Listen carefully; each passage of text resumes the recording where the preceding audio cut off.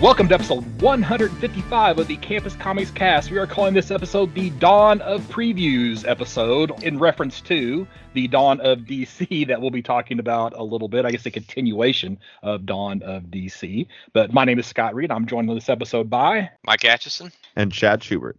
And of course, this is the official podcast for Muddy Monster Comics, located at 1422 Walnut Street in Murfreesboro, Illinois. Just want to mention that Mike put out a bunch of new minor key books, including things like the fourth appearance of Green Goblin, a couple of first appearance of Danny Ketch Ghost Riders, that cameo appearance of Gambit in Avengers X-Men Annual, I think 14. I can't remember if my number's right on that. But if you haven't been in the shop in a while, be sure to stop in, check out those books. And unless somebody has something exciting they want to talk about, why don't we just jump into DC? Let's do it. Jump away. All right. So which one of you guys wants to talk about Titans #1? Well, you're that excited about it. Okay. So excited. Actually, of course, it's the one previews or catalog that I have electronically, so I didn't have it up and going. My fault.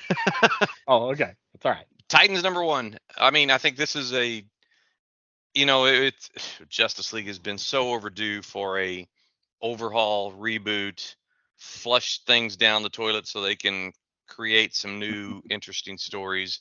And I think probably it's not a bad idea to break away from the pantheon, the big seven, and come up with a new big seven. And I don't think there's a better group than these characters that have been the sidekicks or the Teen Titans or Titans for decades now. And to be honest, some of them have more interesting backgrounds these days than the primary Justice League. When you think about Dick Grayson, Nightwing, and Wally West, Flash, they in a way have sort of surfaced as forward facing DC characters. They're not anymore like secondary. So and then you throw the rest of them in there, I think it makes for and Cyborg too. I mean, he's been on the big screen, so I think it's a good choice to go this way. And the creative team with Tom Taylor and Nicola Scott, right? I mean, it's solid. It's more. I mean, it's so solid, but it also worries me. Nicola Scott is, I worry that might not be able to keep up with the schedule. But when you say Tom Taylor, I mean, he's one of about 3 writers that I'm probably going to, if it's a title that I am in the least bit interested in, his name locks it in for me. And her art's great too, but I just hope she can keep up with it. Yeah, they do have a few preview pages of the book. So that's, of course, it's also black and white, which makes you think that it didn't get in time for it to get colorized before they put this Connect catalog out. So so already. Well, yeah. I know, Mike, you've got to be dying to talk about page 4, though. Page 4 with the Mark Waid written Shazam. Mm-hmm. Yeah, I am. And mostly because it's going back to the original costume of Shazam, sort of the cape that's buttoned over on one side. No more hood, no more. I don't know. I think the modern take on him by Jeff Johns, I think it made for some good stories, but it's it's a fan's famous last words is that's not my Captain Marvel. Captain Marvel, yeah. I mean, but and plus you got Dan Mora. It's another. I mean, these are some titles that DC's they're doubling down on the name recognition and the talent of these creators. And I think I'm much more apt. I'm going to get this, but I'm much more apt to get this than any recent series that featured him or his family. The only big complaint I've got is it's 2 months after Fury of the God comes out. Like they're getting it on the stands 2 months after the movie comes out. I don't know why they continue to do this. Both companies just continue to not go like, don't you see that there's somewhat of a connection? Well, the problem is that one, like you said, they're not getting out in time, but two, the movies are not drawing anybody into the comic book shops. Yeah. So what if I don't understand why they don't, since people know to wait around for the credits now. Yeah. They ought to, at mid credits or 3/4 of the way, say, just put up a little thing that says hit your local comic shop and pick up Shazam #1. That's it's just like that's all it would take. And it doesn't cost them incrementally like $0 to do that, and long enough to pay some guy to do like a PowerPoint slide. Yes. And stick it up there. That's all you got to do. Absolutely. And they refuse to do it. Put out some promotional little short story. Hand it out at the hand out as a freebie at the movie. That costs a lot of money. I mean, that costs the printing and distribution, and 90% of those end up in the trash. Yeah. But just having it up there on the big screen for a few seconds, it's all it would take. There's a Shazam comic. Oh, there's a link. Give them a QR code to That's what I was gonna say, a free digital thing. Read, there you go. Yeah. Mm-hmm. Well, I like the idea of pulling them into the shops first more though than pushing them to the DC side. Okay, yeah. But you're probably right. You're right though. That's what they should do is give the QR code, because then it's just like, read the first 6 issues. Read the first 6 issues of Shazam #1 for free. Yeah. Scan this QR code. Mm-hmm. Yeah, you're 100% correct. That's what they should do. Not what I want. No, yeah. Yes, absolutely. Yeah, I sort of contradict myself a little bit by saying it. I don't try to promote the digital. I just still think there's a lot of room for coexistence. Mm-hmm. Well, Mike, I think it's all you for the first 10 pages, 10 to 11 pages. Yeah. I mean, and that's what I'm trying to be. No, I'm gonna let you keep going. So.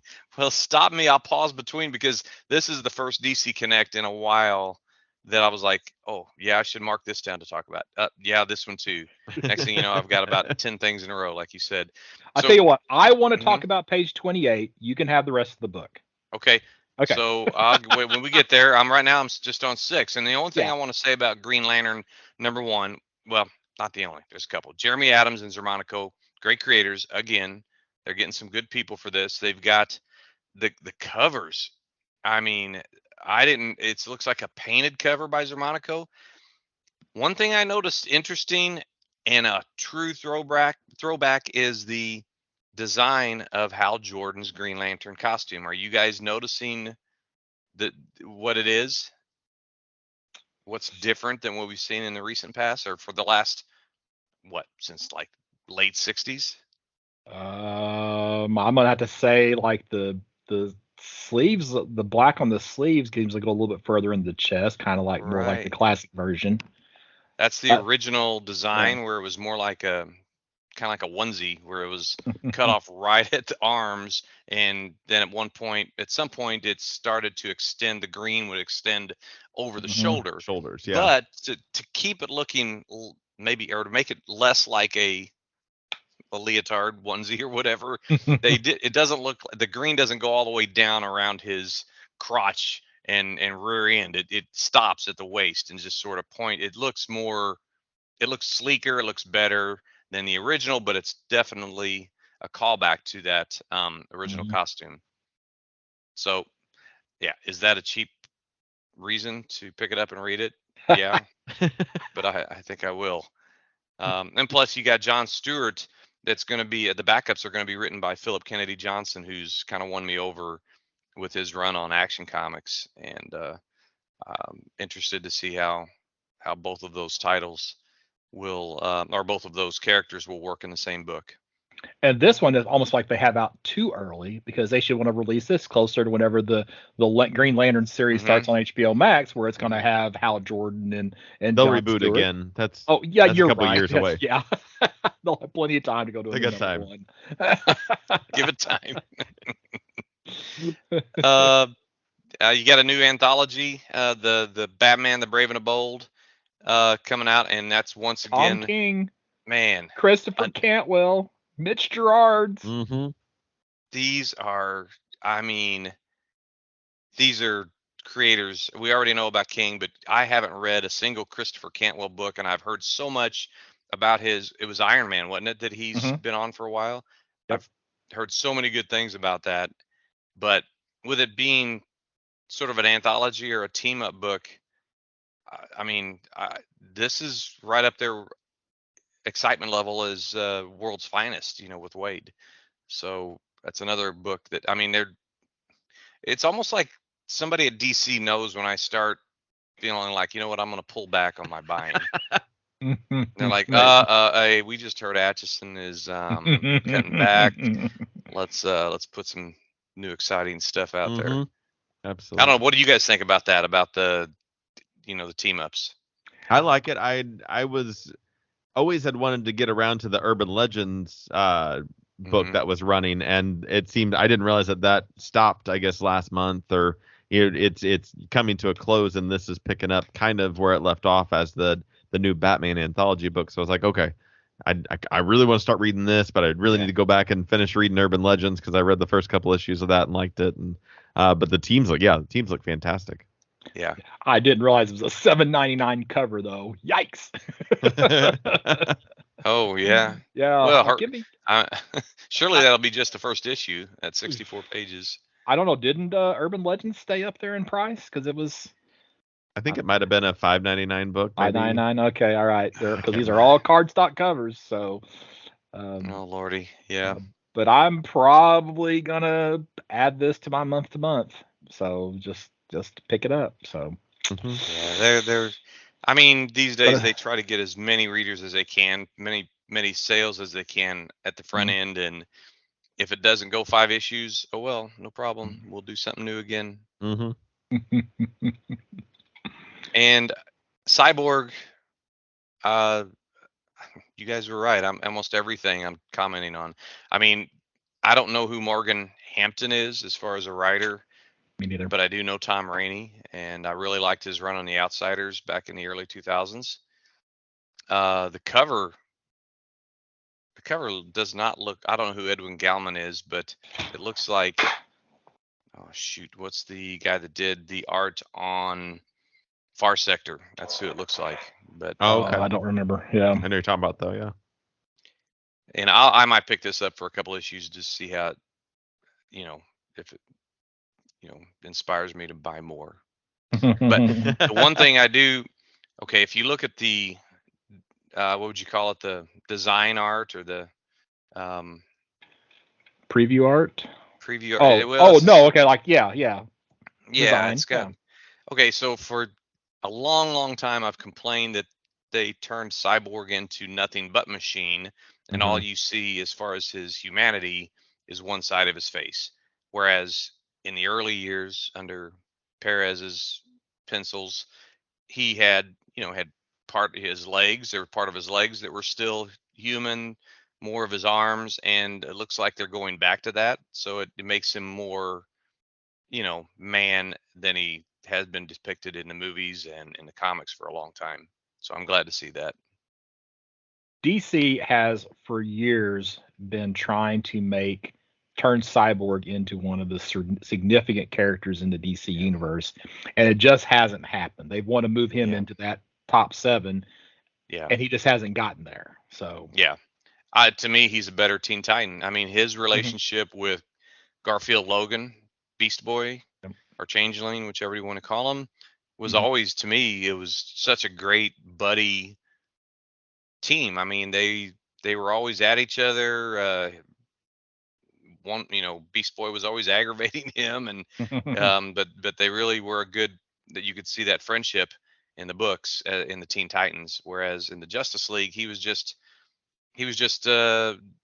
replaced the Martian Manhunter as the sort of, if it wasn't really telepathy or telekinetic or connecting everybody through, brainwaves, it was more technology based, and he was sort of the person, he played that sort of role with the team, and I don't know if it just really worked out. It didn't for me so much. That's it for a minute. You said 28, and Well, I on. just think I figured I want to talk about 28. I had some other things before 28, but it's like I Okay, want to talk about I'll stop 28. for a while. Oh, we don't have to. So we got 12, 14, and 16. You got Mhm. Spirit World #1. You got The Vigil #1. You got City Boy #1. And I guess these are all titles that are coming out of Lazarus Planet, Mhm. and also tying into what Asian Pacific Heritage Month. Mm-hmm. I guess must be Okay, May. yeah. I don't know. I read something about that in the catalog, but I don't remember all I the see a variant for details. for that, so that makes sense. Mhm. Yeah. Yeah. Yeah, AAPI, Asia Pacific Islander? Is it Islander? Yeah. Okay. Mhm. All right. So, but so Is those The have Vigil's influence. brand new. Is it? So these are all characters that were introduced in Lazarus Planet. Right, but before that they didn't exist at all, right? I don't think so. No. Yeah. Okay. I was trying to poke around last night, and I was Mhm. like, I don't see anything, because I liked that. The Vigil seems like Mhm. might be a cool book to pick up. Yeah. Kind of a Watcher kind of situation for the DC universe, maybe. So Xanth, who is Spirit World #1, Mhm. was first appearance was in Lazarus Dark Planet, and the Vigil was Lazarus Planet Next Evolution. Okay. Okay. And then City Boy, I'm not for sure. It may have also been Dark Planet as well, but This is I Legends Reborn, is the Legends Reborn. Okay. Lazarus Planet Legends Reborn, and then also I guess the Wildstorm 30th anniversary But special. yeah, okay, that was right. That was the one that I didn't have to look up because it was in the. It's in there, yeah. Yeah. Which I don't know how it can be first seen in two different books. But I guess they came out the same month. Maybe. So, yeah. So I know Greg Pak, and I know, of course, Ram V. I don't know Alyssa Wong. I mean, it sounds familiar. Her name does. I don't remember what she's done, but Usually it says someplace in the text, and it doesn't this time, does it? yeah, I don't see it. Now are these all 6-issue series? It looks like. Yeah, She's they're all. worked on the Star Wars Dr. Aphra books. It looks Oh, like. okay. And then I know I've looks like she seen did her, Marvel yeah. work. Yeah. Yeah. But I'm glad to see this. It's again, I'm probably getting all the first issues of these. Okay. I'm probably gonna pick up Spirit World. The Vigil City Boy does not. I don't know. It just doesn't interest me at all. So Yeah. I'm not feeling that one. I probably will get the other two though. I bet you didn't know you were going to be buying Batman number 900 when you bought Batman number 135. Yeah. No, I did not. I was not aware of that. That just aggravates me. Come on. Page 21, we got Green Arrow #2, which also has introduction of a new villain, Troublemaker. So new villain alert. Where at? What was that? Page 21.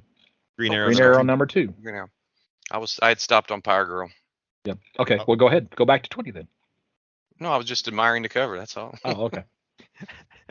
So, well, who's this in the background with the red mask? I mean, is that supposed to be? Because it looks like eyes in this broken piece of glass that is reflecting. It's Johnny Sorrow.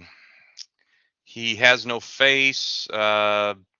Not sure if he has any hand. Well, I don't know if he has a body. It's just all you see. It's like the Invisible Man. All you see is the clothing.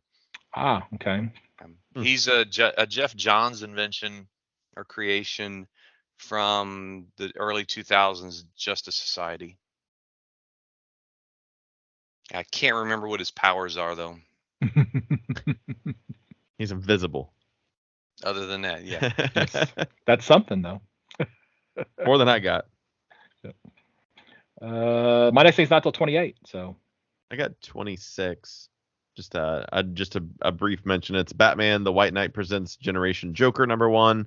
I really like. I read the first storyline of the White Knight kind of stuff, and I really liked what Sean Murphy was doing. Kind of just his own little reimagined world of things, and I haven't picked up past that, but it's not because I didn't want to, because the designs of the characters are great.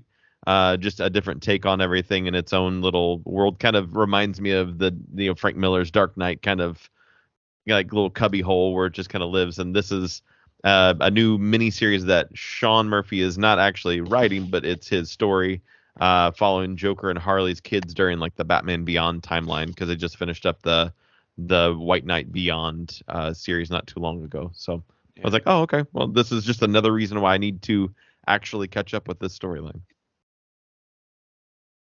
I agree. I've read the first chapter, the first series, but nothing since. Page 28, we have Peacemaker Tries Hard, #1. And the big reason that I want to mention this is because it is being written by Kyle Starks. So Kyle Starks he was like a long running writer on Rick and Morty. And then he's had multiple series, including things like Basketball Head. But he currently has a book at Image called I Hate This Place. And now he's over at DC, and and last year, for my show I run in Harrisburg, he was my featured guest. So, or actually 2 years ago, excuse me. So that was 2021. He was my featured guest at the show. So maybe I need to bring him back so he can sign some of these Peacemaker Tries Hard #1. I wish they'd let him do a cover. He's more of I would call him a cartoonist, the way that he draws. Yeah. He can draw other styles, but it's very cartoony. I would like to have seen a Peacemaker cover by him as one of the variants. But and as it is, it's Steve Pugh, right? That's who's doing the art. Yeah. I don't. Yeah. I mean, I am a Peacemaker fan, but I don't know. Like you said earlier, this may not be your Peacemaker. This is definitely the TV series. Yeah, exactly. You're right. Not because it even looks like John Cena in the drawings and in the artwork. So and I think they can get away with that with it being Black Label. It's not really part of the DC proper. Right. So I think it oversized? It does not seem to be, no, because it's only $4.99. So Okay. And that's actually my last thing in DC. So whatever else you guys have in DC. I got 33. Go ahead.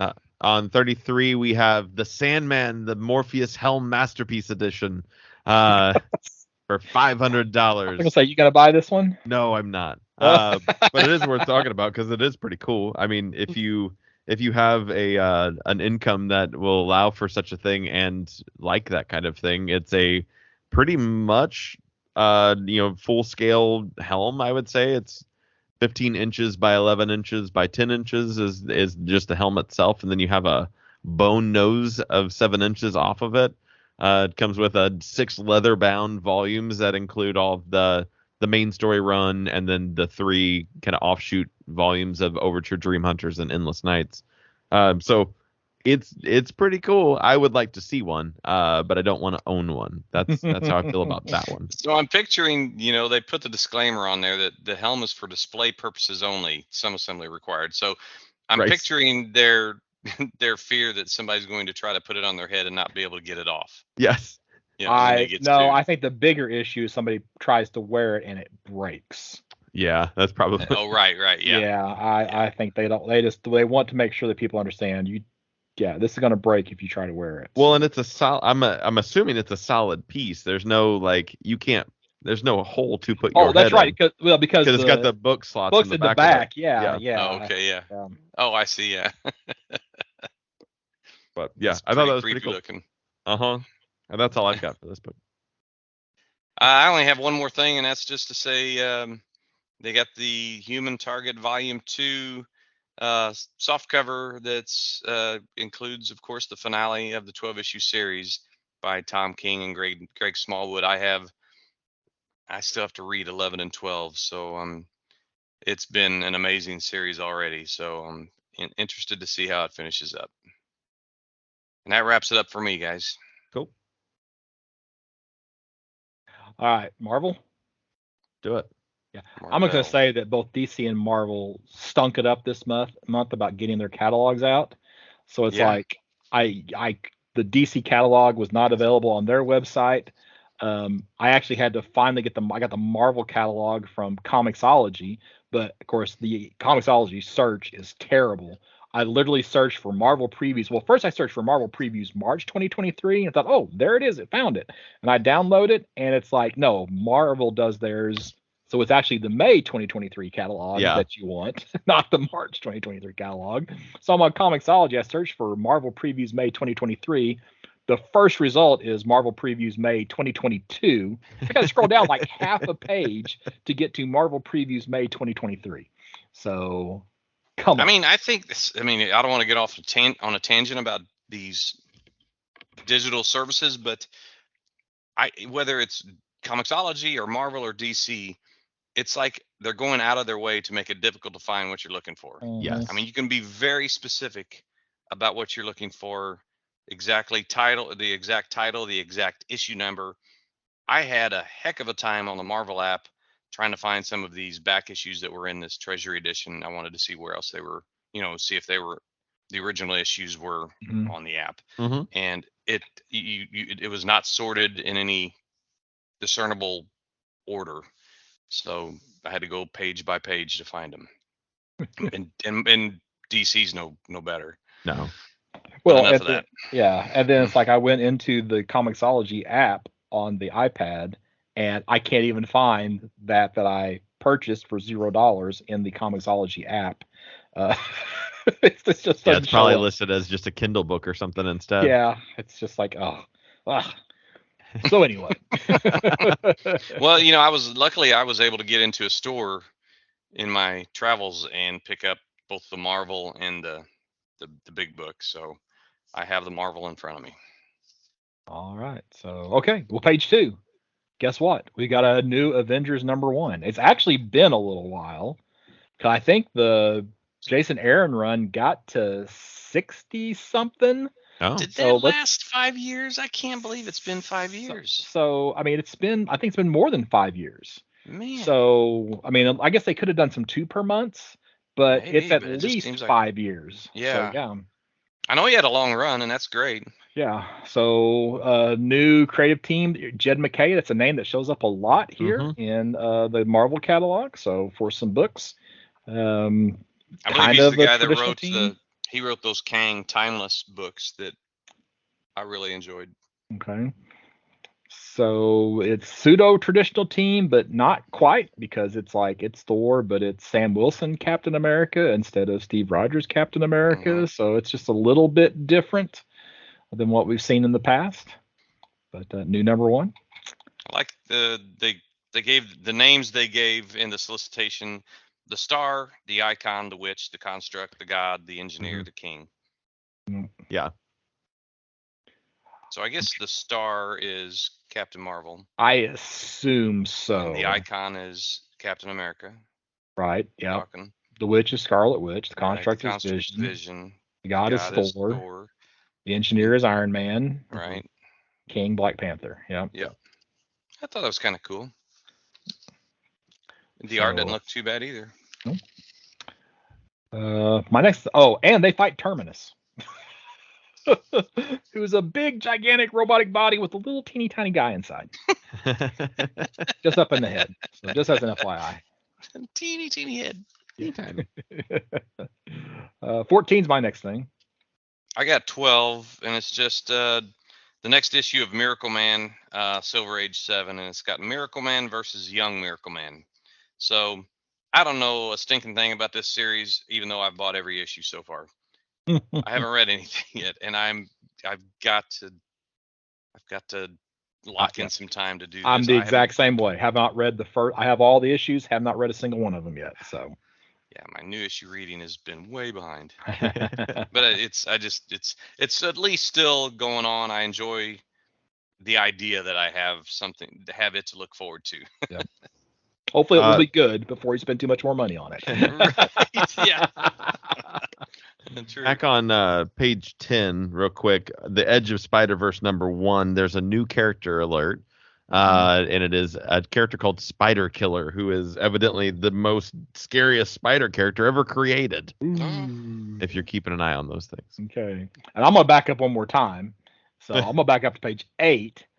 because we mentioned this last month. Planet of the Apes is getting a new Mhm. series, so they're soliciting Planet of the Apes #2, and apparently this is all going to be under a 20th Century Fox imprint from Marvel. So there's going to be a separate imprint for these. Read on the Diamond website that was happening. So I guess maybe I'm trying to think what all titles are 20th Century Fox. Aren't Alien and I think so, Predator yeah. 20th Century Predator, yeah. Fox? So maybe they're gonna kind of combine those into a separate universe. So, Yeah. That's not a bad idea, really. no. It sounds like a good idea, but I don't know that it's kind of, it's okay when the Predators were running around with the aliens, but now do we want to mix in Planet of the Apes with? Yeah. I don't know. It's just like the Hasbro line where you had Transformers with GI Joe, with ROM, with Micronauts, with whatever. It was just I don't know. It was a little too much. Yeah. Actually, just seeing this comic makes me want to go back and rewatch all the movies. I've just always loved all the movies. The originals or the remakes? Both. Oh, okay. I've enjoyed pretty much all of them. Well, it makes you wonder, like, what else do they have under that 20th century? Like, because X-Files is 20th century, Okay. Terminator's 20th century. Yeah. So just kind of, I'm skimming through kind of franchises they have. The Kingsman is a franchise that they've got under there. So Die Hard, like, what are they willing to comic book eyes that would kind of fit within that same kind of vibe? Whatever they think they can sell. Yes, Avatar. Oh, yeah. What's your next page? So I'm on 14, and I actually was going to skip this because it's Spider-Man 2099. But apparently this is going to be a weekly book in May. So once a week you're going to have a Spider-Man 2099 Dark Genesis issue. So if you don't blink, you'll miss it. So is that the traditional Spider-Man 2099 uniform? Yeah. Is the it? one and the blackish and Looks red. like, yeah. Yeah. Yep. Pretty close, at least. Okay. So, yep. Has it always had like the Punisher type logo on the front of it though? Yeah, that's what I thought was I different. think so. It looks pretty comparable. Well, I never read it to begin with, but I feel like that's the Could be, correct logo. So here, we have the internet. The internet. Search for Spider-Man 2099 #1 and see if I can find an image. And yeah, it's almost identical. So okay. Wow. I've totally missed that. Of course, now I lost my page where I had my Marvel previews. Oops. But there it is. Okay. My next thing's not till 22. I'm good until 24. Yeah, I'm good. Okay, well, 22, and it's just because having the Spider-Verse is not enough. Now we have to have the Venomverse, but it can't just be the Venomverse. It has to be the extreme Venomverse. 5-issue series. Lots of writers on it, so I don't know if it's like an anthology of Venom stories or they're just all contributing to the overarching story. But I guess it's anthology because they got like Marvel 1602 references in these issues and all over the place. Not for me, but for anybody out there who's a Vision fan. Or a Venom fan, not Vision. Venom. One of those V words. Yes. I have earmarked here Storm #1, the 5-issue series by Ann Nocenti and Sid Koshian, and cover by Alan Davis. And I honestly have, other than X-Men books, I've never really read any Storm solo, and I've never really read a story with her in the era where she had the Mohawk. Right. And I just thought this might be. I mean, it looks like they're actually telling a story from back in that day. So I think they makes are. it makes it more to me accessible than the stuff that's been in the last 5-10 years. So I might pick this up. Yeah. So Marvel this month appears to be going a little bit of retro because Ann Nocenti was a writer like back in Daredevil. I'm trying to remember. She might have even been the writer whenever like Typhoid Mary was created. I can't remember exactly. I know there was like a Fall from Grace series that later on I think that she was the writer on. But so she's a long time Marvel writer. Yeah, when Storm has the Mohawk and is in charge of the X-Men, we're going back to X-Men 201. So that's how far back. That's whatever Storm without powers beats Cyclops in a fight. So yeah, it proves my thought for years is that Scott Summers is kind of a wimp. So yeah, they're definitely going backwards in time for storytelling for that. So nothing wrong with that. Shad, I assume you're going to talk about 26. What's 26? Oh, is No, that the Demon Wars book? Yes. Well, it's the last one of the Demon Wars saga of things. I've been kind of holding back on reading them, just not for any certain purpose. They're just in the to read pile. But this is the Scarlet Sin is the supposedly the last book in at least the Demon Wars series that Peach Momoko has been coming out with, and I will be getting this book absolutely. And then maybe read them all. Maybe. All right. Now there is a variant cover by Kevin Eastman of Teenage Mutant Ninja Turtles fame, which is definitely an homage to Captain America 100.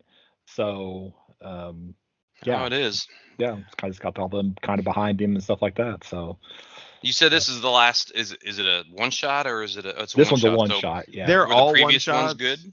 They're all like they're all number ones. Like it's just like Demons. The previous series wasn't Demon Wars. It was Demon something or other. I can't remember. Mm-hmm. But it's a cool take. It's like it's very Japanese art style like she does obviously, but she also throws all of the Marvel characters into a kind of Japanese kind of area and kind of feudal Japan kind of layout, the costumes, what they're wearing.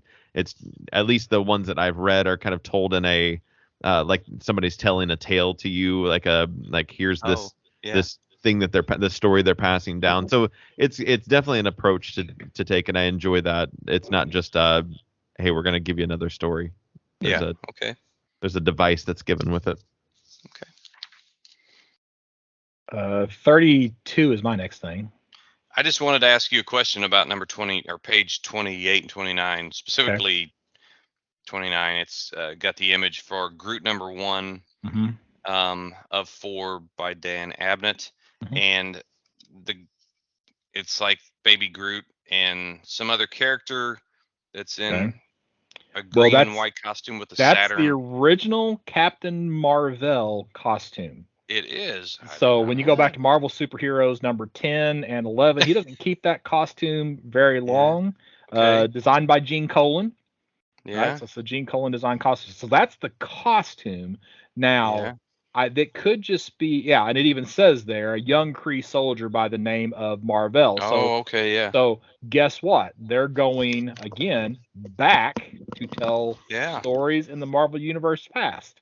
All right. And now Dan Abnett's a newer writer. He wasn't writing back at that time. But again, it's a theme this month from Marvel where they're telling stories in the past. So Groot's got a long history. Of course, Groot was actually a Marvel monster initially. He showed up in, Tales to Astonish, maybe. But anyway, it's neither here nor there. So yeah. Okay. Well, thank you for answering that. So on, again, follow that same theme, page 32 and 33, we have Danny Ketch, Ghost Rider number 1 of 5, written by Howard Mackie. Okay. Howard Mackie co-created this character back in the 90s. So here we have a flashback to a time when innocent blood was spilled and a spirit of vengeance was born. So so Howard Mackie was co-creator of this character back in 90 something. I don't even remember what year it was. And they're telling a story back closer to the character's inception as opposed to in modern events. And Danny Ketch is not the current Ghost Rider. No. Right? So, we'll talk about Danny Ketch here in a minute, or we can, if we want to. But I think Robbie Reyes is the current Ghost Rider, though I think Danny Ketch and even Johnny Blaze are kind of around. Robbie Reyes is the one who mainly uses a car as opposed to a Right. motorcycle. So. Right. And He of course, can't that get his character goes motorcycle back license. that character goes back to like there's a Western Ghost Rider that was all Oh, white, right. had the cape and stuff, right? So that's Okay. that character has kind of the name anyway has quite a history. So. Right. Right. Oh, and just as an FYI, Mike's got 2 copies of Danny Ketch's first appearance on the shelves at Muddy Monster Comics Oh, right now. So, really? just as an FYI. Okay. I need to make a trip. There you go. So, page 35, we've got Daredevil and Echo number 1 of 4. And once again, this looks like it's a story back closer to this character's origin, specifically Echo, because Daredevil is not in that costume currently. Echo currently has the Phoenix Force.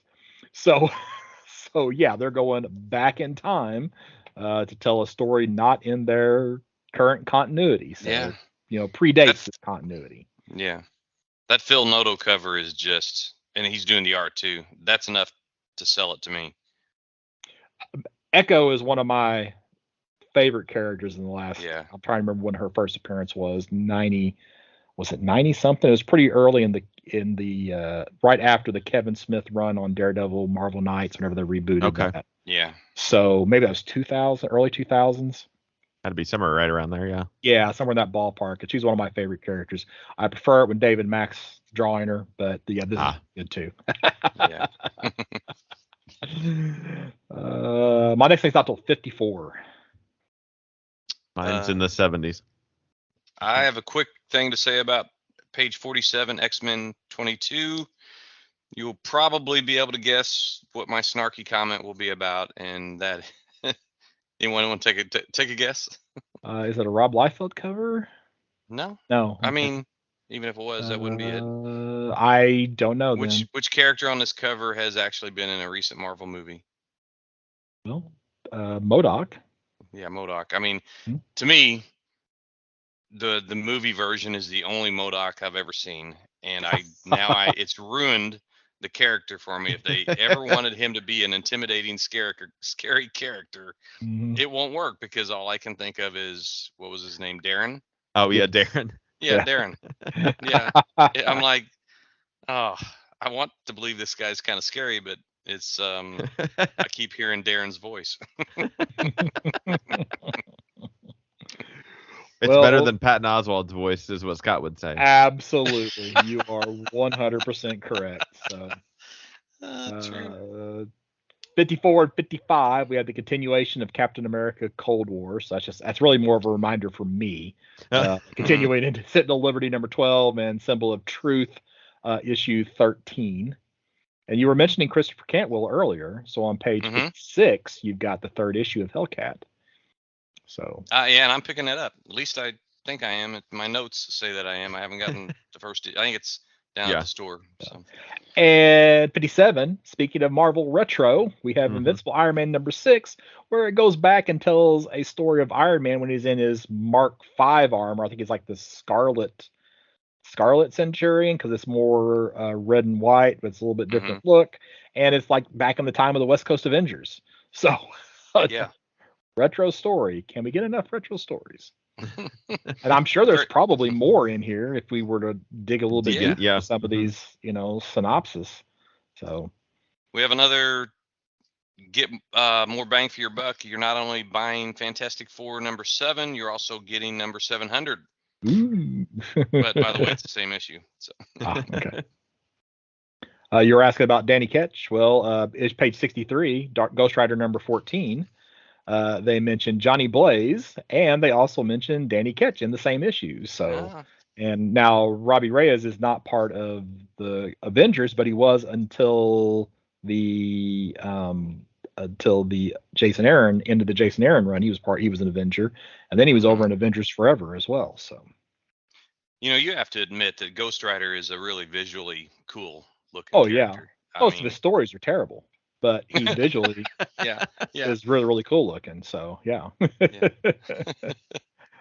Well, it's like Hawkman. He looks great, but how many good Hawkman stories are there? Yeah. Well, I remember we were doing the 80th anniversaries, and we're like, oh my gosh, where am I gonna find this? I'm just going to mention on page 68 that Punisher's still good. So, with Jason Okay. Aaron at the helm. So, I think that's it for Marvel for me. So, Chad had one way, didn't you? Yeah, I have got a mention? Star Wars book in 74, which is just another one of the we've got the Return of the Jedi books for the 40th anniversary of Return of the Jedi. This month is the Lando book, which focuses on a heist that Lando and Chewie are pulling on Jabba the Hutt. So, just some shenanigans that they were up to around that time. And that's all I've got for Marvel. One of these days, I really need to, with the group, with one or both of you, watch some of these Star Wars movies, and you start telling me because I've watched them all of the old ones at least, but it just never has been the story that really is just like in my nerd brain like other stuff, and I always feel like a really deficient, Nah, in You're my, just- my geek card. You're just a few years too old, Mike. That's all it is. Maybe, That's what yeah. it is. It's just the timing wasn't there for you. Yeah. Because what it was, the people who are into Star Wars, typically it was toys. Yeah. It was the availability of the toys is what drove most people Star Wars wise. So. Yeah. Well, and then I'm a kid of a Star Wars kid, so that. Okay. Yeah. Well, you probably had some toys too. Oh yeah, definitely. Yeah, but I had his toys. I didn't even right. have the new ones. I had his. I was the oldest of 7 kids, and if I ever got a Star Wars toy, one of my brothers or sisters would have broken it immediately. I'm right. way back on trades. I had a couple of okay. Yeah, go ahead. mentions. I'm one on is the big book, so yeah. one is page 106. It's just it's focusing on the Wasp Small Worlds trade paperback.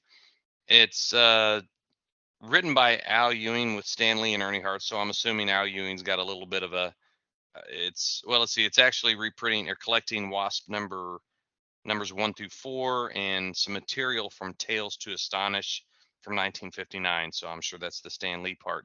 It should be 59. What I say? 59? I meant to say 59. Yes. No, well, that's 59's too early. Yeah, that is right. It should have been 69 probably. Probably. No, that'd have been too late. Yeah, let's see, because her first appearance was in Tales to Astonish 44. And that's what it says here is 44. But that's not 59. No, hold on, maybe it is. We do have the internet. Tales to Astonish 44, because I thought that would have been post. I mean, the first 63.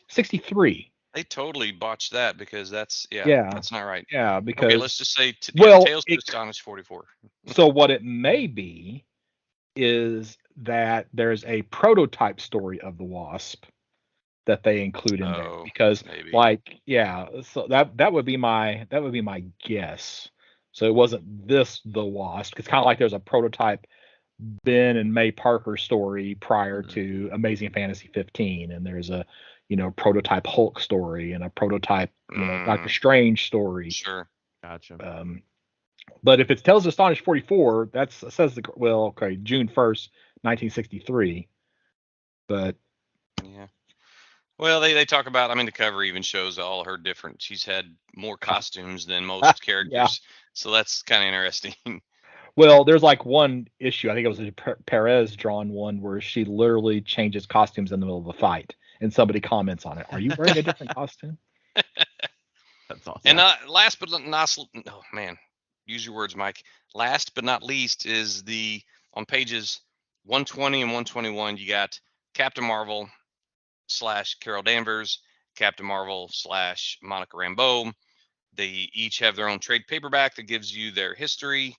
I'm probably more team Monica Rambeau than I am Carol Danvers, but it's kind of a neat little bookend if you were to get both of these and put them on your shelf if you have any liking of those characters at all, which I do.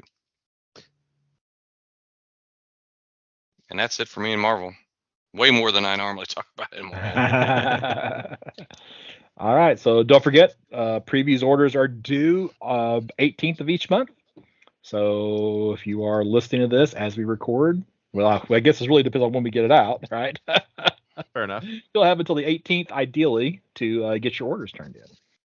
So, all right, does anybody want to talk about Arcade Kings #1? I can't make myself excited to talk about this book. I can tell you what I wrote. Okay, go for it. And so I wrote, for fans of Invincible and Murder Falcon, I haven't read that. A new arrival to Infinity City is now the hottest player in the local arcade. His past comes to catch up with him, and he has to use his powers with the joystick and his fists. Yeah, I'm out. I wasn't into it, but I felt like it's on the cover of the preview, so it's like. And it's an Image number one. Your obligatory mention because it's on the cover. Yeah. I get the art. The art takes me out of it too. Yeah. You also have something epic number one. This is kind of like being told from the perspective of a 14-year-old kid who kind of sees the world, but when he looks at the world, he's also seeing superheroes and monsters and magic. So I don't know what that ultimately is going to, take the form of, but something maybe a little bit different coming from Image. And it says it's Spawn and Punisher fan favorite artist. I'm gonna say Simon Kudrasky, but I'm probably butchering that name. So I was a little bummed out with this preview art because it talks about like you getting the powers of what is called an epic, and you're supposed to be able to see all the imaginary world and everything beyond, and we get these like very black and white kind of drab preview art, and that's what I'm sure they're telling the story of, like, you're gonna get that until he gets his powers, and then he's gonna get these bright colors, but like, give me some of the bright colors, man. They just want to give us the first few pages, so yeah. Hey, before we go any further, I just wanted to mention, sometimes I notice something on the scoop page where they talk about what's selling, the big comics at auctions. And here we have Action Comics number 1. It's the Rocket copy. That's the one with that red rocket stamp on the cover. It has sold for, I think, the 3rd time in a year. So we're flipping and flipping and flipping. So this time it set a record at 3.55 million for a single comic book. What's the grade on it? 6.5. 6.5. Yeah, no, 6.0. Sorry. For Action, right? Action Comics number 1, yeah. So it said First Heritage sold it for 3.1 in January of 22. Then Golden Auctions and Metropolis Comics brokered a sale for the book at 3.4 million. So you had a couple $100,000 gain there back in September, and then it bumped up another couple $100,000. So basically, you just got people with lots of money.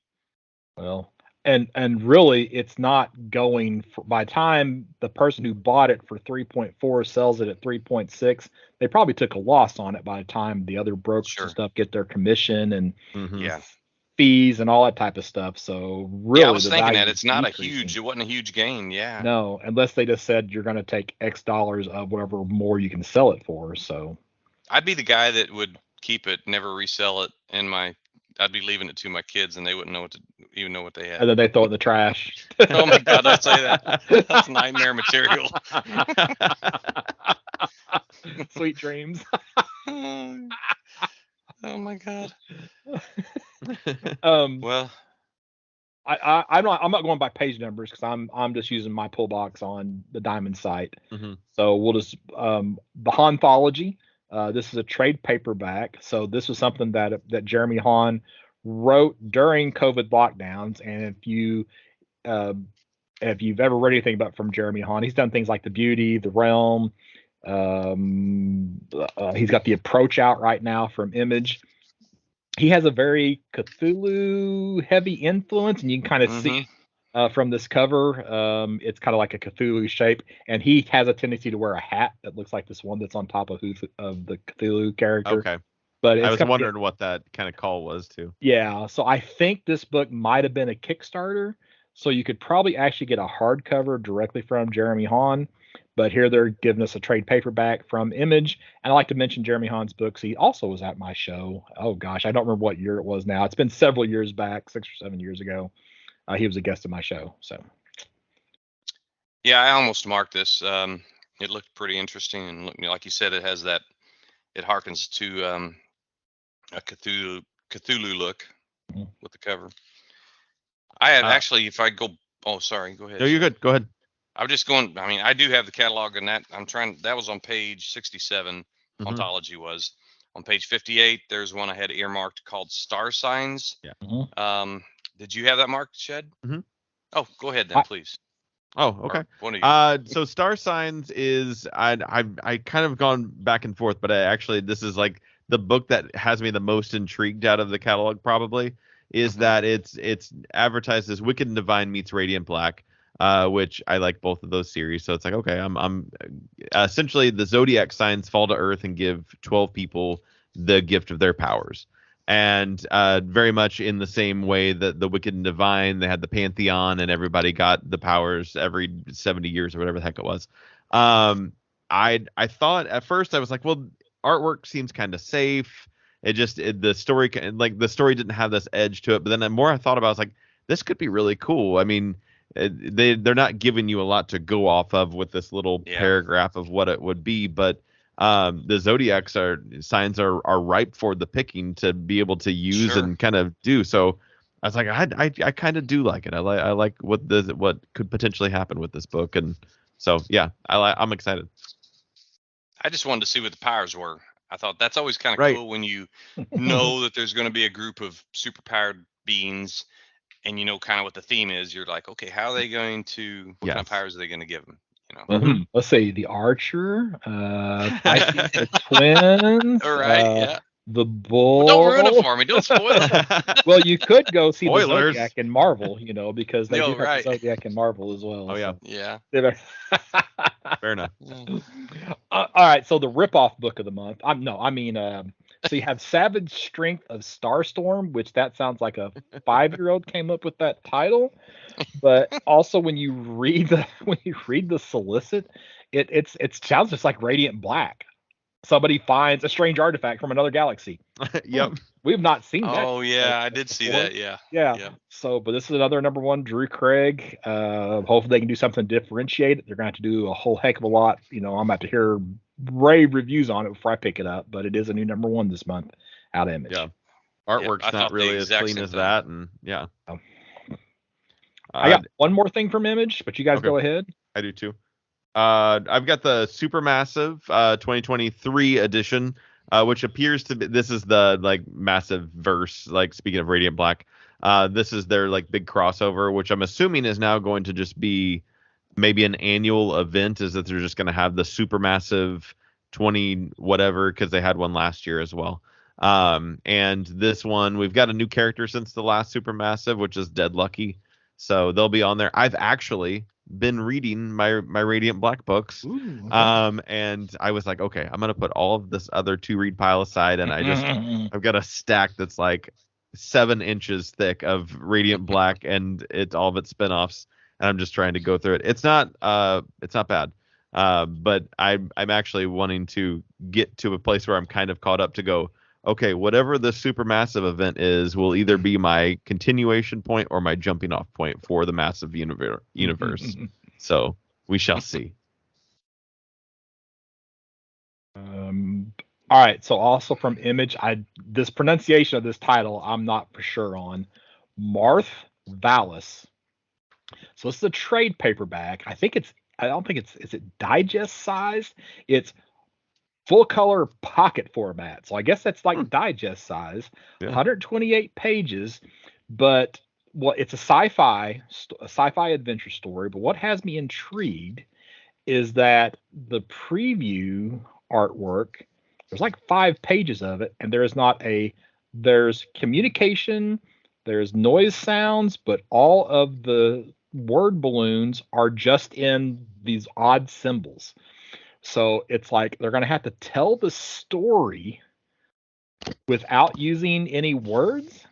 So you're going to have to kind of get what they're taking by just pulling the scene. I'm intrigued by this.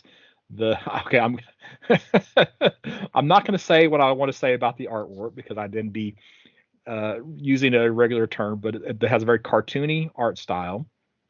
But it's interesting to me. So I'm probably going to pick this up. So I don't even see that in the printed book. Oh, really? I don't either. I'm looking. Okay. Over. What's it called again? Okay, it's MAWRTH VALLIIS. and it's by the creator is his EPHK. That is a valley in Mars, in case you wanted to know what that is. Oh, Marth Vallis. Yep. Oh, that okay. Well, is- the story takes place Yeah. on Mars, so it's a Mars mystery story, sci-fi Mars mystery.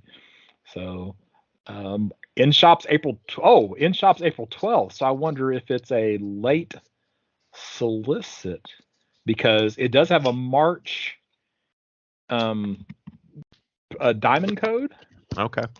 but yeah, April 12th is whenever that's Okay. going to actually be on the shelves. So I'm definitely going to pick it up. So it has me intrigued, and with no words, I can read it really fast. That's true. It won't be a lot of time for you. That's right. Boom, done. Okay. That's all I'm I in have Boom. for Image. Yeah. Yeah. And I think I only had one thing in Boom, and that's just it's a book that I talked about when it was coming out in single issues called Once Upon a Time at the End of the World. It's written by Jason Aaron, and it had an interesting, end of the world premise.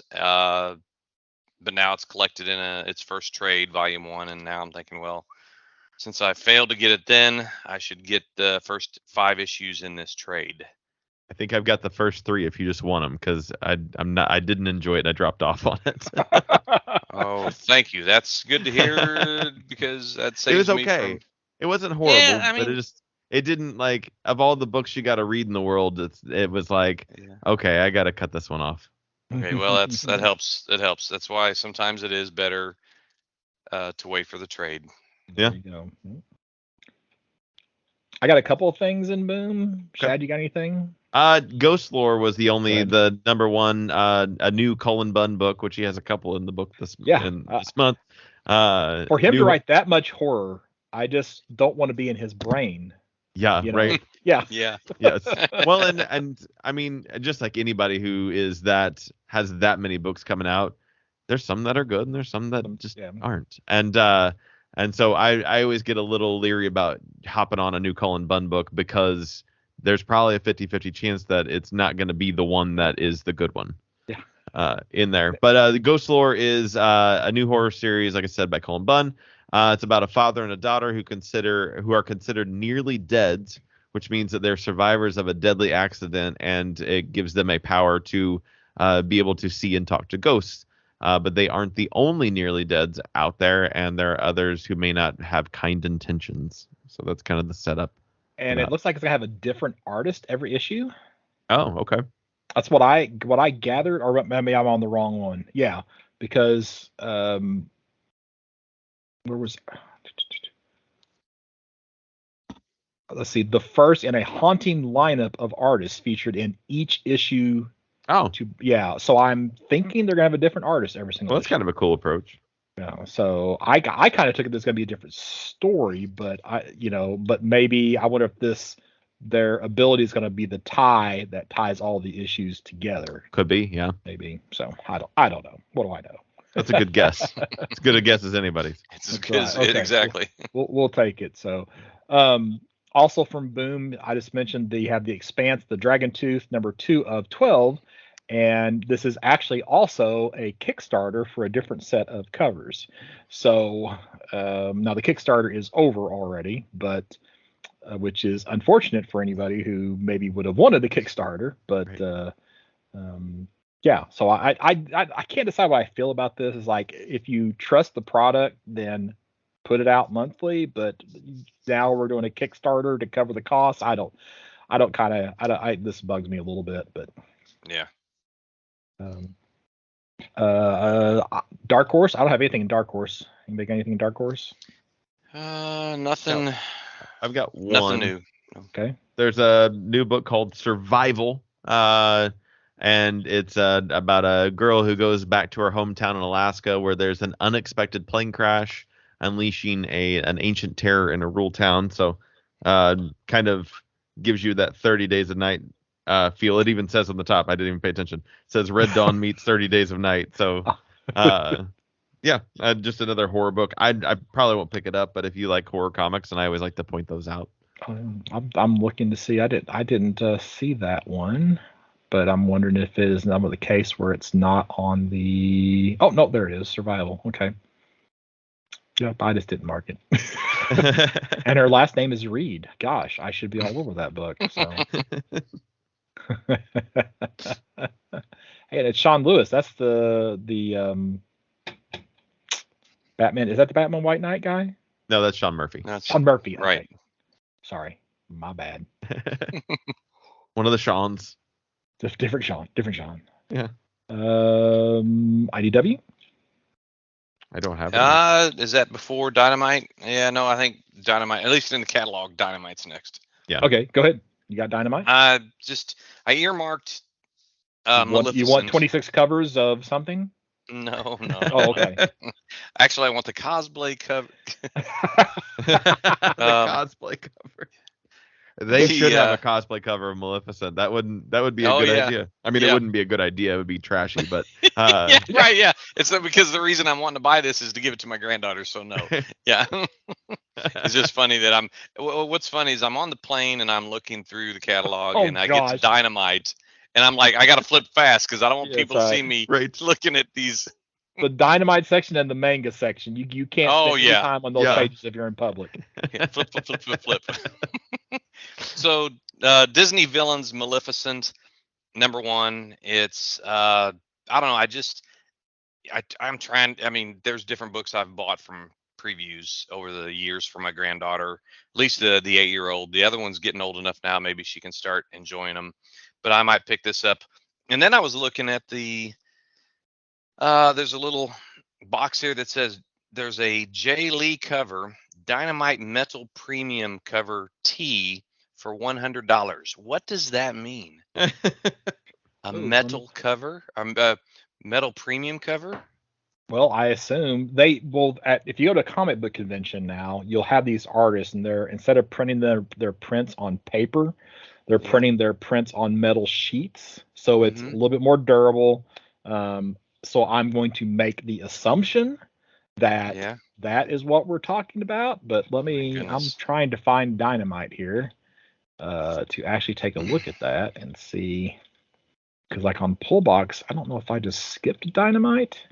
Control F, Dynamite. Whoops, you don't need to search in Word. I need to search on the webpage. I didn't even know I didn't even realize that was a Jay Lee cover on that number one, just because it's inked and colored differently, like than most Jay Lee things. Yeah, normally you can pick him out. Absolutely. Easily. Yeah. Mm-hmm. Very like tendrils everywhere, hair and just. I don't see that. I don't see that's not on the Pullbox site, so I can't. Okay. I can't. Well, I don't know. It just caught my attention because I was thinking, well, maybe I'll get that for Josie. We'll see. I'll pick it up. I'll be buying it. Yeah, I mean, do you like Disney villains and Disney characters? Yeah, Disney. So everything. I mean, that's one of my favorite characters with Disney is Maleficent. I mean, just sort of she's a villain, but then again, she has this. It's kind of like the Wicked Witch of the West with the book and the play Wicked. There's a way to portray the character in a positive light and explain why she acts the way she does. And this is going to be a prequel to Sleeping Beauty, and I'm assuming they're going to stay away from the Angelina Jolie movie kind of story and kind of create their own, like within the cartoon universe of it all, which is cool. Right. I was trying to look it up on the Diamond site to see if I could give you some additional information. Let's see. Okay. So you're looking for the premium metal? Yikes. Did you see what the price was on the premium metal? Yeah, it's $100. So it's an aluminum metal cover. Wow. Yep. I've never even heard of that. Yeah, these covers use a long-lasting dye-infused printing process on a .020 thick aluminum. It is the next limited edition enhancement, lighting the collective community on fire. They hope. Yeah, that's the emphasis added by me, not by the Diamond. Yeah. IDW?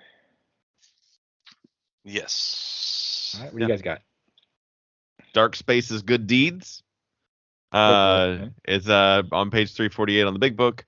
This is, I guess, so Scott Snyder has an imprint with IDW, and it is called Dark Spaces, and he had the book Wildfire under there, and so Good Deeds is the next book in that imprint, and he's not writing it or anything.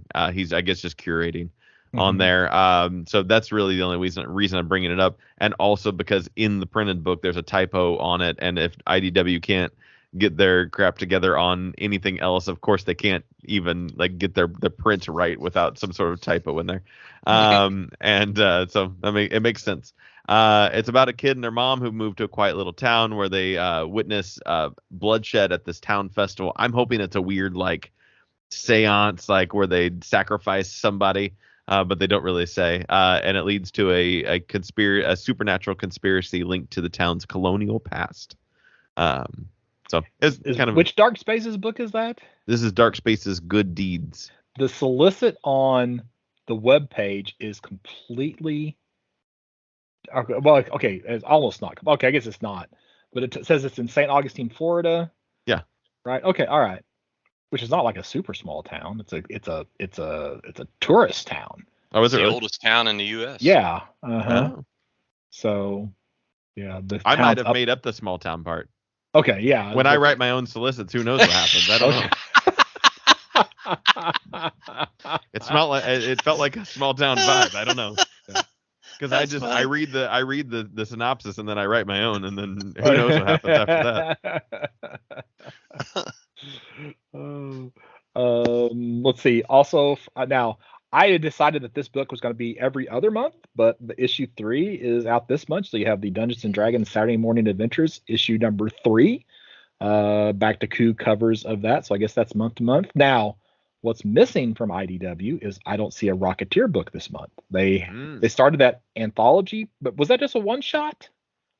I thought it was like going to be a 4-issue series of anthologies, but It was a 4-issue series.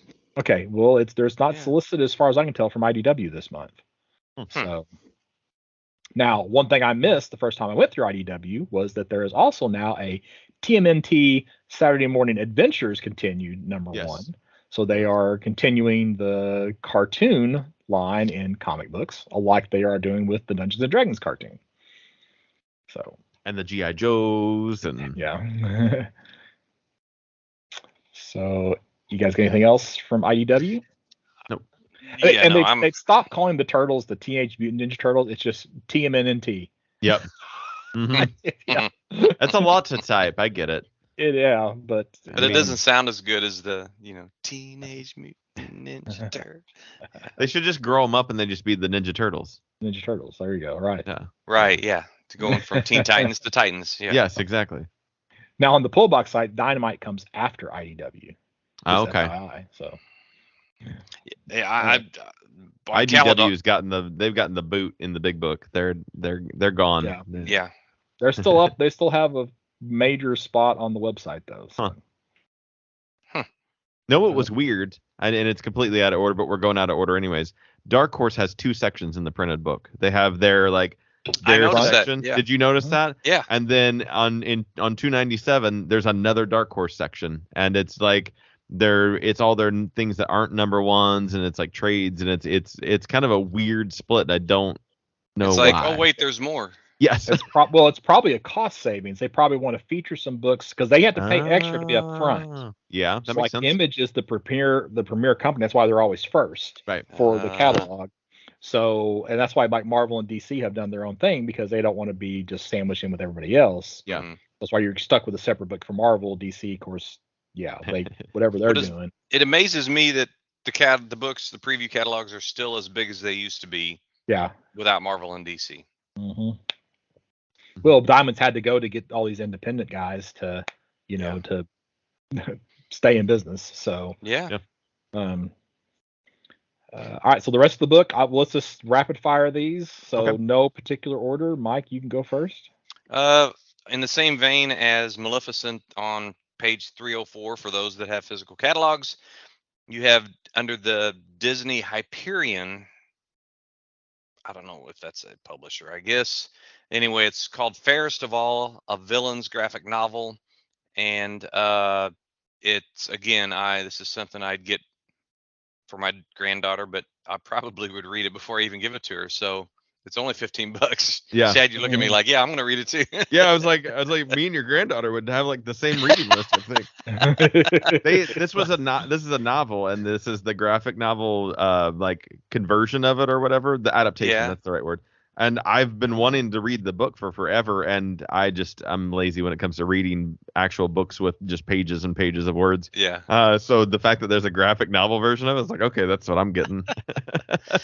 Well, I put on my big boy pants the last couple weeks and started reading finally some actual prose novels Nice. that I had stacked up. I'm in the middle of the T.H. White Once and Future King book that was developed into a screenplay called Camelot back in the 70s, and it's remarkably good.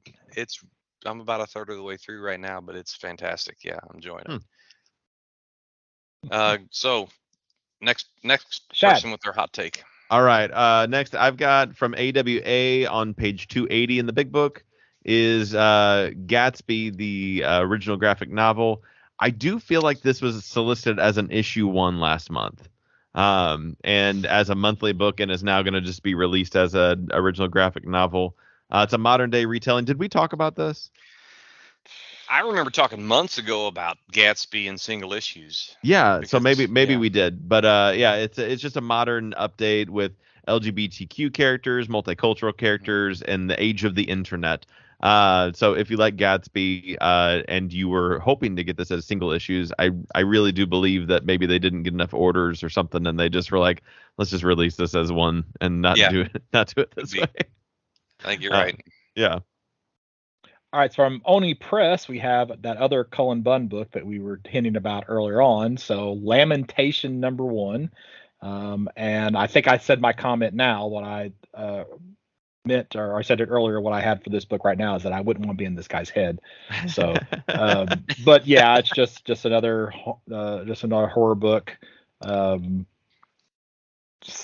Yeah, I'm not even gonna go into it any further. He's everywhere. He really is everywhere. Yeah. The last series I bought of his was Heathens, and you were talking earlier about, well, he, based on the volume, his quality levels off at a mediocre.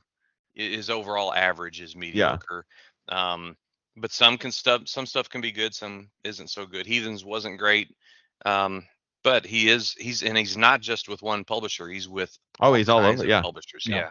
Because when Heathens was coming out, Basilisk was coming out, and I loved Basilisk. That was coming out from Boom. So yeah, I think it's just he's got ideas, and sometimes this Lamentation, this one doesn't seem like it's going to be the one. The focus of the synopsis seems a little off focus. Yeah.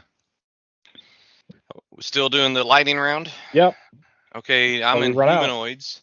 Humanoids is under the Offered Again title, Women in Comics, and March is Women's Month, and it's something I don't remember it being solicited before, but since they're saying Offered Again, it must have been.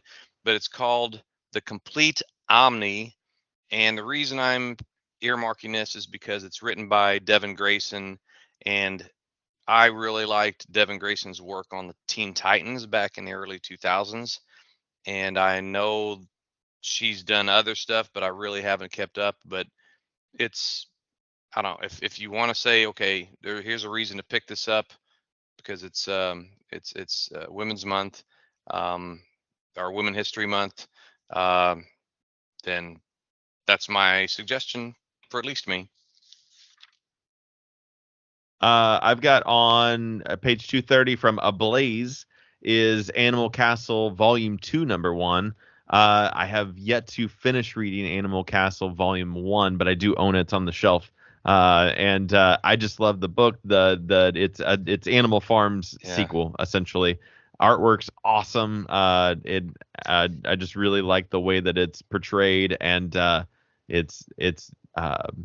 excited that they're continuing the story.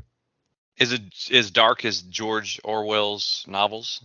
I felt like it was a little bit more. It kind of had a Secret of Nim meets Animal Farm kind of vibe. Like you got like this little cat mom who's trying to like stand up to the man who's this like giant bull and kind of running everything. So I kind of felt like it had a lighter approach to it. Okay.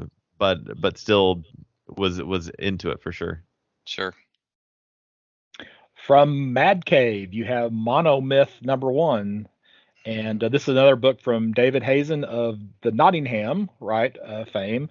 It's about a world where magic is basically all but extinct. I just want to mention this because, of course, if you like David Hazen, then you should listen to episode 2 of Mike's Comic Book Roadshow.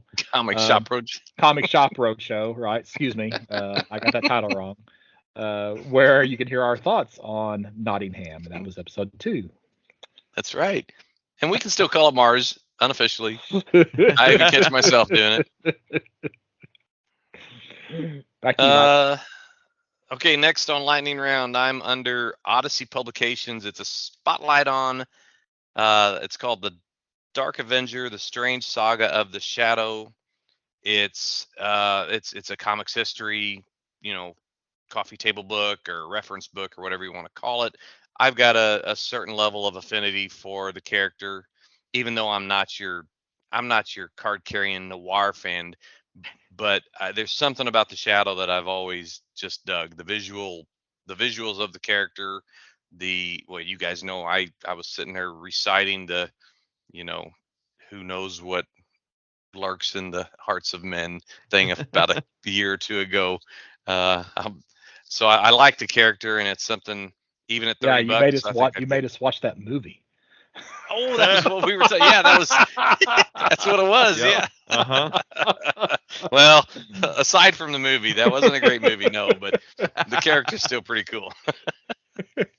There's, you'll still get people know who the Shadow is, even if they don't know anything about comics or the genre or whatever. There'll be a lot of people know that character.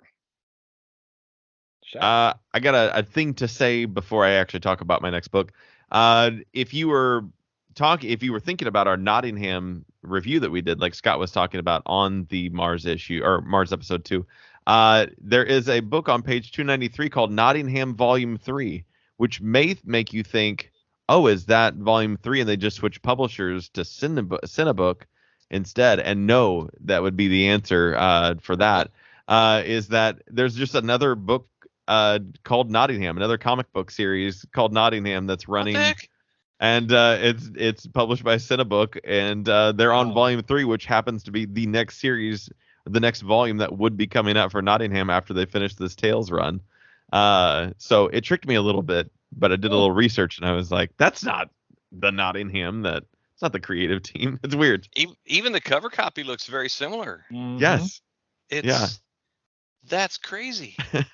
Well, it's a public domain character. They can do whatever they want, I guess. Exactly. But what I really want to talk about is on page 319 from First Second Books is Tegan and Sara Volume 1 Junior High graphic novel. So this is one of my favorite bands, Tegan and Sara. And they wrote a book a few years back called High School, and it was kind of like their memoirs of high school and starting their band and whatever. And last year a show came out based on that book, and that's on like Amazon Prime or whatever. And so they announced that they were also going to be doing a prequel, which is their junior high years. And Tilly Walden's doing the artwork on it, which she did Clementine, the Walking Dead book, and I really like that art style. So I was like, oh, I'm really excited. It's a band I like, an artist I like, doing it. Well, I may have something for you, Shad, because I ordered a couple of copies of the Clementine graphic novel. Yeah. And I think I have sold those, but I randomly had show up at my home 2 copies of a Clementine book plate. Did you get a book plate for them? I got 2 of them, and I don't really have the books anymore. So, but she signed it. Yes. So it's got the I had a notification that I was going to get a book plate for Clementine, and I didn't. I ended up getting a book plate for the book Rain that Joe Hill did. And I'm like, a book plate for an individual, because I only have the individual issues for Rain, and I don't know if you typically put a book plate on an individual floppy. It's just a sticker, you know. Yeah, right. But it just kind of felt weird, and I was like, well, I'm a little bummed because I really wanted the book plate for Clementine that they said they were going to be sending me. But, well, maybe I can set you up. I'll just say, as long as I have sold my copies. yeah, okay. You know, I'll try to set you up. So cool. Now I want to listen to this band now. It's an indie pop duo. It says here, okay. And you recommend them? I like them a lot. If you like a girl indie pop stuff. Well, have you ever heard of the band Haim? Oh, I love them. Yep. Oh my gosh, that is like, my daughter introduced me to them, and I don't know if that's even the same style, but I like. If you like Haim, then you'll like Tegan and Sarah, and they every album has a different vibe. So like some of them are a little bit more rock, some of them are a little more like dance electronica, some of it's more acoustic. So you'll find something in there. Are they anything like Fleetwood Mac? They're a little bit like Fleetwood Mac. So, folks, welcome to our spin-off podcast, Pop Music. Yes. Yeah, Campus Comics Music. Yes.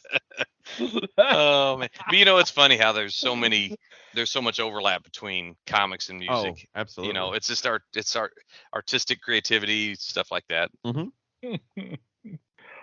From Advent Comics, we have Capable #1. This is a new series about an average high school kid who's in a wheelchair, and he wakes up one morning and he has super speed. So now all of a sudden he's able to run super fast. That's cool. Well, I think the premise of the book is that you have all of these people who are disabled suddenly becoming capable. So I think that's the premise of the book. Looks interesting. So Capable, Advent Comics. I like that. I'm looking at on page 391 under Rutgers University Press. It's called Desegregating Comics, Debating Blackness in Golden Age Comics. Now, this I find to be extremely interesting. It's $35, and it's another reference book, but it talks about the challenges of, you know, Black creators, the depiction of Black characters, or any kind of representation of race in the 30s and 40s, or 30s to the 50s, you know, where Black characters were, you know, they were either depicted as Will Eisner had his sidekick character, right? Yeah. I mean, there were so many sidekick. I mean, there was an under. I don't know if you guys have ever read it, but the Shadow Hero, that's the first Asian American or Asian superhero in comics from the 40s.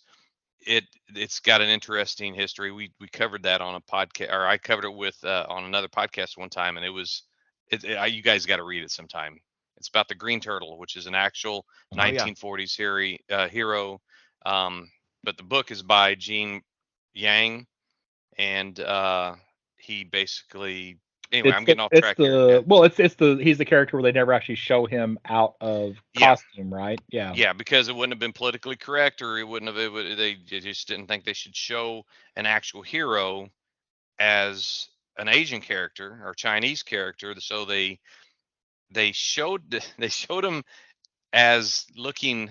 It was supposed to be white, but the creator went out of his way to make sure that they left it really ambiguous for the readers to say, oh, well, maybe this is an Asian character. So anyway, I'm getting off track. This actual book talks about Black characters in that golden age, and they were depicted as, you know, like savages or witch doctors, or, you know, just, it wasn't a true representation. And it also talked about how creators like Matt Baker and Alvin Hollingsworth and all of their, you know, the work that they did, and not really getting a whole lot of recognition until way later.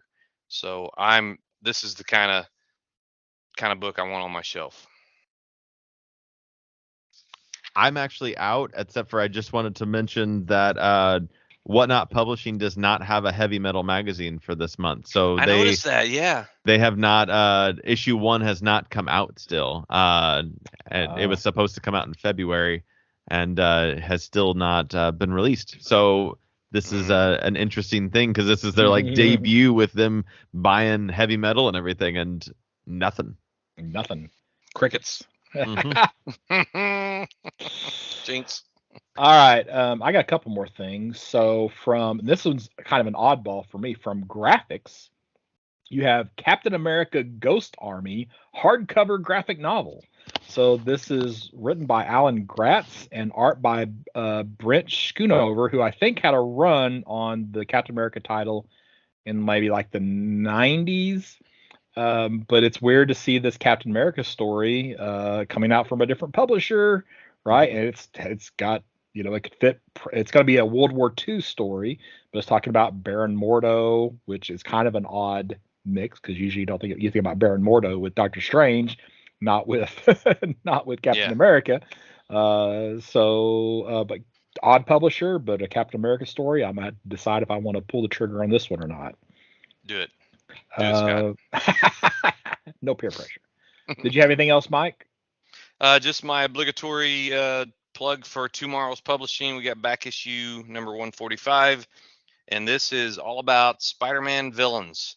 And probably as much or more than heroes, I like to hear about the history of different villains, rogues galleries and stuff like that. So again, back issue, you rarely can go wrong. It's $10.95, and if you want to learn about the history of characters like the Jackal and Tarantula and Puma and the Lizard and Dr. Octopus and all of those, you pick up that issue. All right, and that's it for this side of the book for me. Two more things to mention on my side. They have from Dynamic Forces, they have graded copies of Amazing Spider-Man 23 and 25. 25 that are those Disney covers. Oh. Mm-hmm. And, those are like, if I remember right, those were 1 in 100 books. But they're being offered from Dynamic Forces graded for $100. So that would probably be cheaper than buying just the flat out 1 in 100 issue if Dynamic Forces comes through and actually prints those. Now, they don't guarantee a grade, but they've got the Infinity Gauntlet variant Disney 100 and then the Secret Avengers variant, the Amazing Spider-Man 25 book. So if you're really hot to get those, usually you'll get some 9.8s. There's always a risk of a 9.6 or a 9.4 on a newer book, but those are some options. And then I only had one Universal Monster sighting this time, which was a magazine called Rue Morgue, which has a Bride of Frankenstein cover, which is not the final art for the cover, even, which is what's kind of bad. But yeah, did either of you see anything else? I did, but I didn't. We were kind of jumping around, and I didn't. I've got earmarks, but yeah, Rue Morgue. I've seen that magazine before. Let me. Somebody else talk. Somebody else say something interesting. I think there was also like a Dracula cover for a magazine, but it was actually like the 1970s Dracula movie. I've got the Scream Horror magazine on page 396, and it's got Dracula, Hellraiser. Yeah, but that's like the 70s or 80s. Yeah, horror, isn't it? Yeah, I did have it marked, but I didn't know. It wasn't really strictly Universal, so I didn't mention it. Yeah, so. All right. And Chad, that was everything for you? Yep, that's everything for me. Okay. Well, Mike, is there something in particular that you're looking forward to out of this? I'm sorry, I was looking at the very back because I thought I had some stuff, but I don't. If it's fair to say, I'm just looking forward to about a half a dozen different books from DC out of this book or out of this month's solicitations. I don't know which one the most. Maybe the Titans, because I'm just a big Justice League fan and I want to see how well they fit that, plug that hole in the whole DC universe. So that. Okay, Chad, what about you?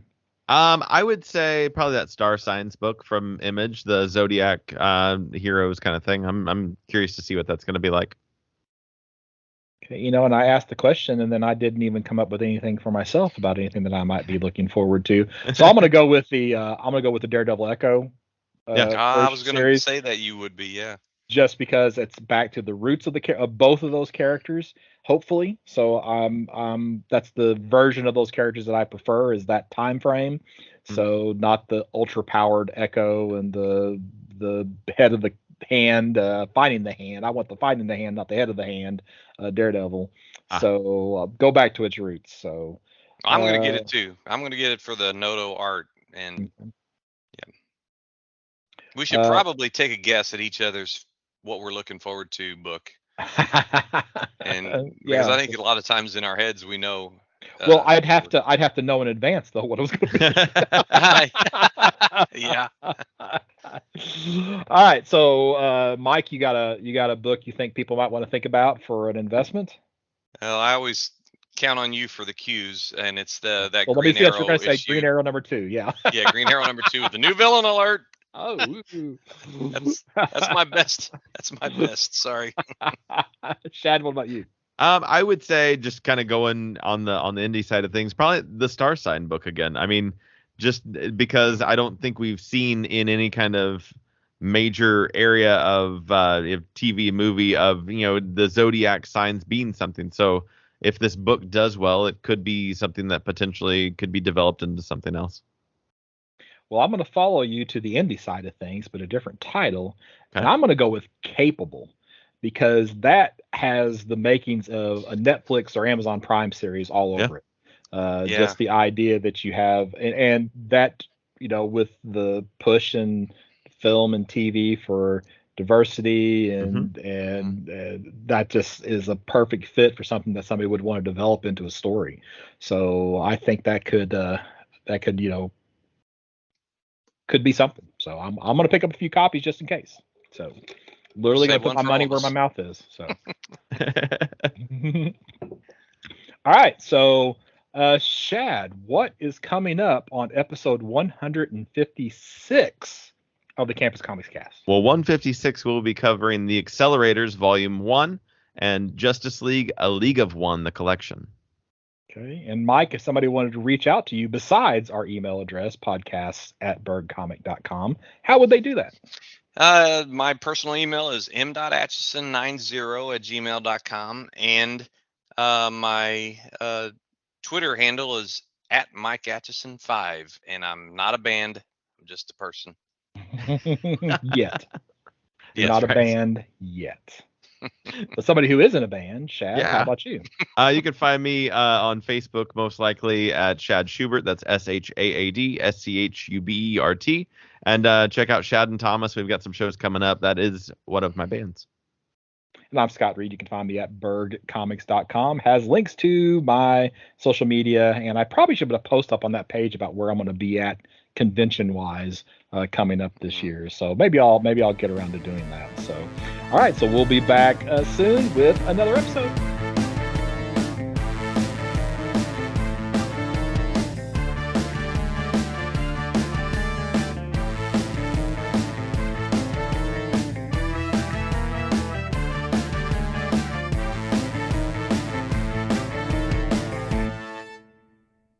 I'm trying to remember, Mike, I put something in your pool at the shop as a joke. And is it the Darkwing Duck Free Comic Book Day? No, that wasn't it. That must have been there for somebody else. Must have been, and it must have just ended up in Ashley. I think it was like a sticker? I think so. Oh, it was a Mars Attack sticker. Yes, and you know what? And Mike wouldn't let me have it. Mike said it was his. Oh, okay. Yes. Well, maybe it is. I just said, hey, I'm going to put this in here as a joke. But I told this, I tried to take it, he wouldn't let me. Oh. No, it was his. It's his. You had to buy it from him. Oh, I would have bought it, but he was like, no, smack my hand. Because I knew it was like, okay, that's a Scott joke. Yeah, so. I was like, man, what did I put in there that was, and I couldn't remember what it was, but